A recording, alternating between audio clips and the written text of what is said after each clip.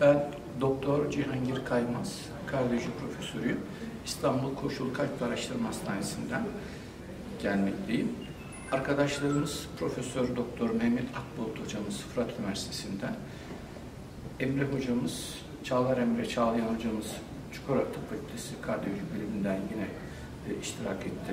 Değerli hocalarımız Recep Demirbağca ve Asuman Biçer hocalarımızın davetiyle buradayız.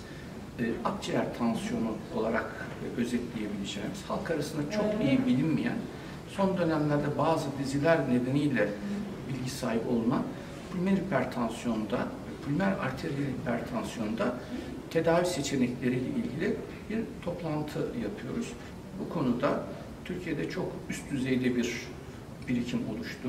Bu konunun çok yetkin uzmanları yetişti ve Türk Kardiyoloji Derneği çatısı altında 2014'te pulmoner vasküler hastalıklar, pulmoner hipertansiyon grubu, çalışma grubu kuruldu. Daha sonra Mehmet Akbulut hocamız benden sonraki dönemde bu başkanlığı devraldı. Şu an 2 yıl önce kurulmuş olan Akciğer Daması Vakfı'nın kurucu başkanı üyeleri olarak buradayız. Sayın Çağlar Emre Çağlayan ve Mehmet Akbulut hocamız da Akciğer Damar Hastalıkları Adam Vakfı'nın çok değerli üyeleri.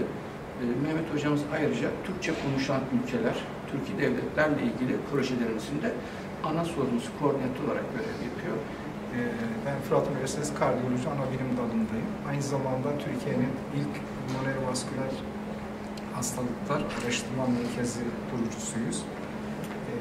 Bu alanda Cihangir hocamla birlikte 2014 yılında başladık ve o günde bugüne kadar sürekli birlikte ilerliyoruz.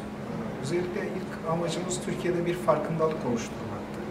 Bu farkındalık için Türkiye'nin dört bir köşesine gittik, dolaştık ve derdimizi anlattık.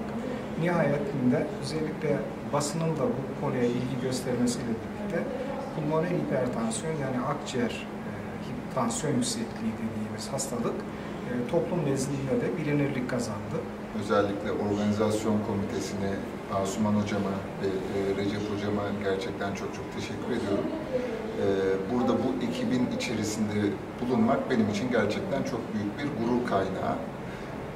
Urfa gibi kadim bir şehirde bulunmaktan dolayı da çok mutluyum. Kardiyoloji Anabilim Dalı olarak düzenlemiş olduğumuz eğitim toplantılarının birini daha düzenlemekten dolayı son derece mutluyuz. Özellikle pulmoner hipertansiyon dediğimiz akciğerleri etkileyen olaylarda, durumlarda nasıl, ne yapacağımız konusunda burada bu bölgede bulunan hekim arkadaşlarımızın bu alandaki bilgilerini tamamlamak üzere böyle bir toplantının yapılmış olması bizim için çok önemli. Özellikle pulmoner hipertansiyon alanındaki hocalarımızın da bu toplantıya eşlik edip bu toplantımızda aktif olarak yer almaları ayrıca bu toplantının önemini artırıyor. Kardiyoloji Anabilim Dalı'nda öğretim üyesi olarak çalışmaktayım. Akciğer tansiyonu gittikçe farkındalığı artan bir hastalık oldu. Nadir görülen bir hastalık. Milyonda 50 civarında. Ülkemizde yaklaşık 5.000 civarında hasta olduğu tahmin ediliyor. Şu anda takip altında, tanı ve takip devam eden, tedavisi devam eden 3.000'e yakın hastamız mevcut. Erken tanı aldığında da sonuçları oldukça aslında yüz güldürücü. Şu anda çok fazla 2000'li yıllardan sonra tedavisi çok gelişti ve tedavi seçeneklerimiz mevcut. Bu açıdan Urfa'da, Şanlıurfa'mızda güzel bir toplantı düzenlemeyi planladık.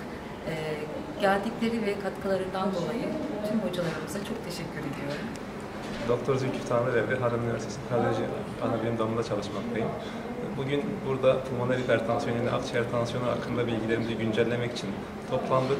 Kardiyoloji Derneği'nde pulmoner hipertansiyon konusunda çok yetkili olan hocalarımız, bu konuda otur olan hocalarımız eşlik ettiler. Güzel bir toplantı yapmayı planlıyoruz. Kendilerine teşekkür ederiz.